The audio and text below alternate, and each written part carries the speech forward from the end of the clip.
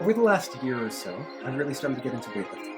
And in the last month, I've really gotten into a lot of science-based fitness content on YouTube.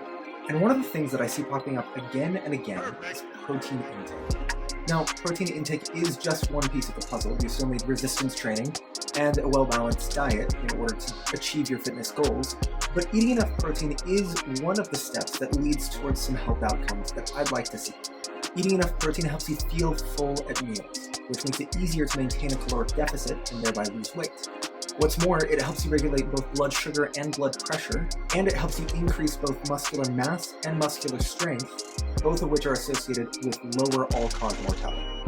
But the unfortunate reality is that protein is almost always the most expensive part of your meal, which makes it difficult for someone like me, e.g. a college student, to up my protein without breaking the bank. So I went to 3 different stores and compared 50 different products to see what would net me the best proteinaceous bang for my buck. Now, the math on this isn't complicated. All I did was take the number of grams of protein per serving, multiply that by the number of servings in a purchasable container, and then divide the total price by that number to get my approximate cost per gram of protein. And since I'm also trying to improve my lean body mass, I compared the number of calories per gram of protein consumed when you're eating that food. Alright, I sorted through a lot of data, and I'll have the link down below to the spreadsheet so that you can take a look at it yourself. But I did want to share some of the key insights that I gained through this journey. And just one more footnote before we dive into the review. Please eat a balanced diet.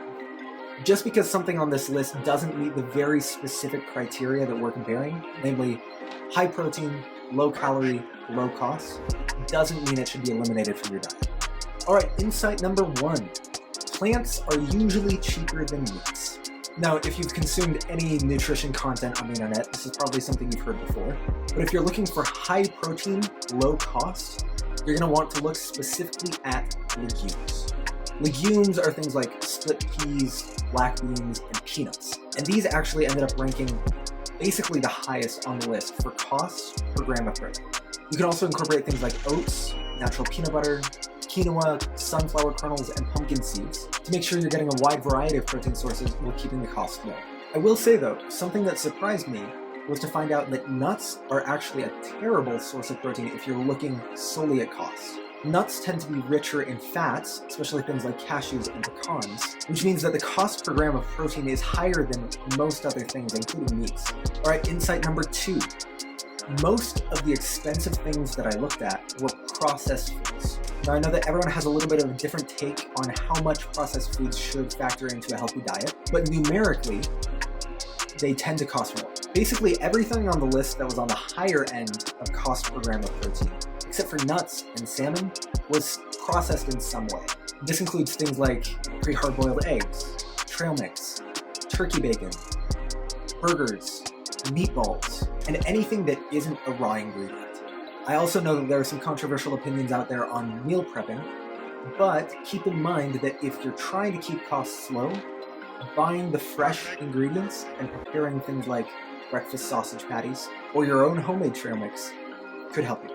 I do want to point out though, there are times when the price of convenience is worth paying. For me, I definitely need some protein sources that are very grab and go and don't take a lot of preparation time with. Insight number 3, dairy is actually a great source of protein. I know a lot of people immediately jump to eggs as the first low-cost protein source in their mind, but I was surprised to find that string cheese matches up with raw eggs in both calories and cost. Milk also ranked really high on cost analysis, though how many calories it has will depend on the fact. Insight number 4, poultry is king. When it comes to meats, nothing compares to chicken breasts either in cost or in calories. Personally, I prefer the texture of tenderloins, and since there isn't much of a difference calorically, I tend to get those instead, but that's a matter of personal taste. Also, ground turkey may not have the same meaty flavor as ground beef, but if you're looking for a lower cost and lower calorie alternative, it's a great option. Insight number 5, whey protein is really good at its job. I tend to value eating whole foods more than maximizing muscle growth, so personally I don't choose to use protein shakes.